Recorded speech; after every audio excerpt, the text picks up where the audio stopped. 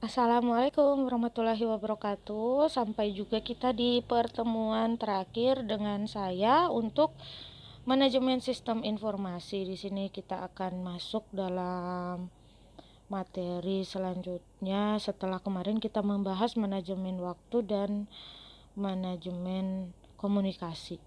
Nah, salah satu yang berperan penting pada zaman ini itu adalah sistem informasi, di mana terjadi digitalisasi pekerjaan. Oke, masuk. Kita harus tahu dulu data. Data itu apa sih? Data adalah fakta yang mengandung arti yang dihubungkan dengan kenyataan, simbol, gambar, angka, huruf, atau simbol yang menunjukkan satu ide, objek, kondisi, dan situasi yang lainnya. Nah, menurut jenisnya ada yang disebut dengan data hitung dan data ukur. Sedangkan menurut sifatnya ada dua klasifikasi, yaitu data kualitatif dan data kuantitatif. Saya rasa sudah sangat paham ya apa kedua kata tersebut di atas. Kemudian menurut sumbernya, data dapat diklasifikasi menjadi data internal dan data eksternal. Nanti akan kita bahas. Pemanfaatan data. Data adalah bahan mentah sehingga perlu diolah dan relatif belum memberikan manfaat bagi penggunanya, sehingga perlu diolah lebih lanjut melalui media-media satu model untuk dihasilkan menjadi satu informasi yang berguna. Jadi ketika misalkan begini, kita akan melihat jumlah mahasiswa farmasi dengan kategori berdasarkan umur, maka kita akan membuat atau mengumpulkan data dalam bentuk tabel dengan kategori umur. Berapa yang umur 17 tahun, berapa yang umur 18, 19, 20, 21 dan seterusnya. Ketika itu sudah berhasil dan jumlah telah sesuai dengan total jumlah mahasiswa farmasi, maka itu disebut sebagai data yang telah diolah atau sudah bisa dimanfaatkan untuk bahan penelitian atau bahan informasi bagi orang lain atau bagi kita sendiri tentunya.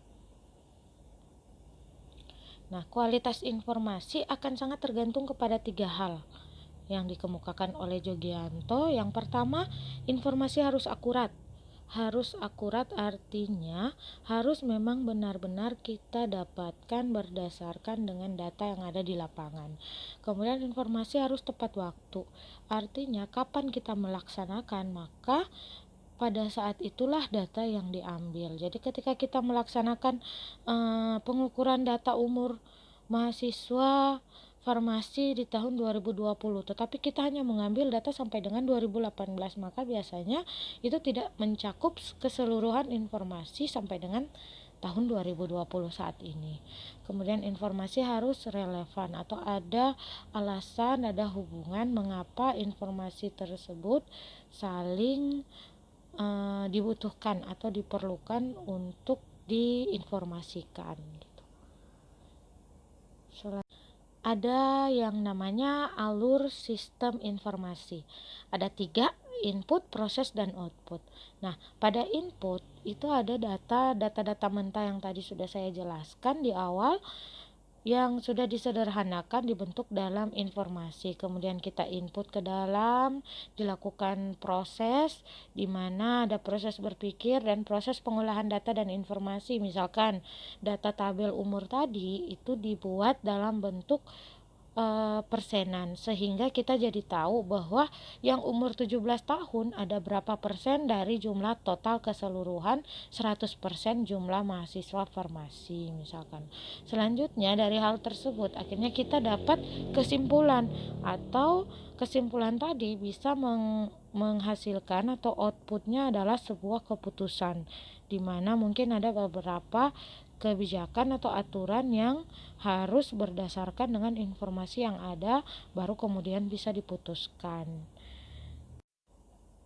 Konsep dari sistem informasi manajemen ada input, model, output, teknologi, hardware, software, basis data, dan kontrol. Seperti terlihat pada diagram di atas, di mana komponen sistem informasi itu adalah Pertama, adanya orang, kemudian ada basis data yang bisa digunakan, ada jaringan komputer dan komunikasi data, misalkan WiFi, kemudian ada prosedurnya, ada tata aturannya, kemudian ada perangkat lunak atau software, dan ada perangkat keras atau hardware yang bisa digunakan, misalkan LCD-nya, CPU-nya, itu termasuk dalam perangkat keras. Perangkat lunak yang tadi Ibu jelaskan adalah software. Itu semua komponen yang bisa mendukung sistem informasi untuk berjalan dengan baik.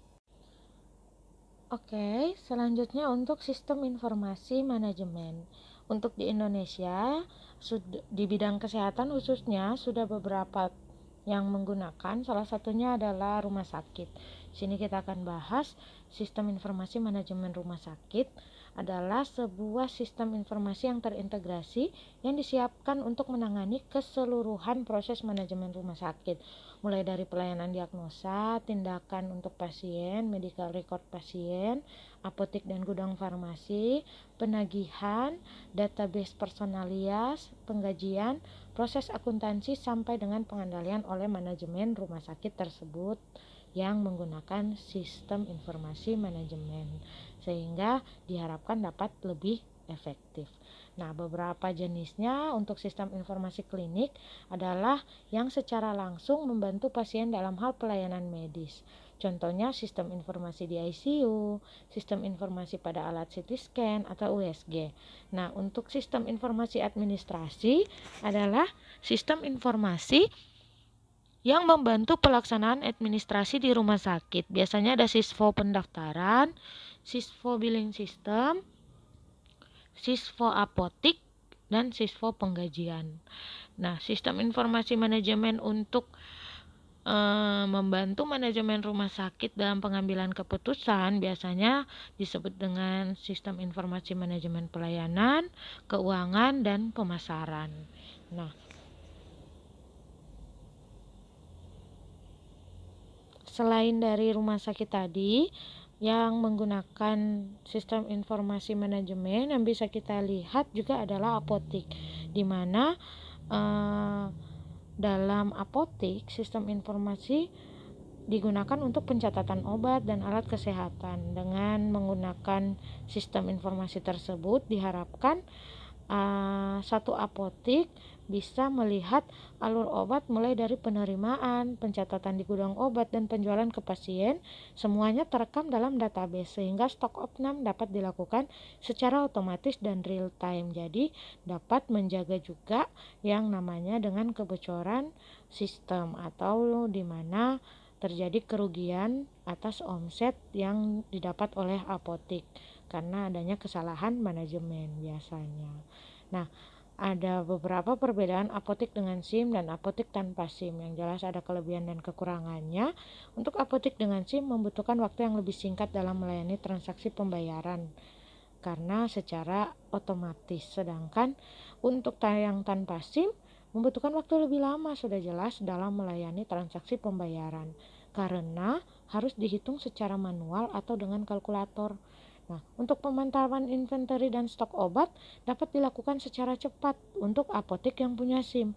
Sedangkan yang tidak pasti memerlukan waktu untuk memantau inventory stok obat yang ada atau kemungkinan besar kerugian lebih banyak dibandingkan dengan yang terhitung secara real time.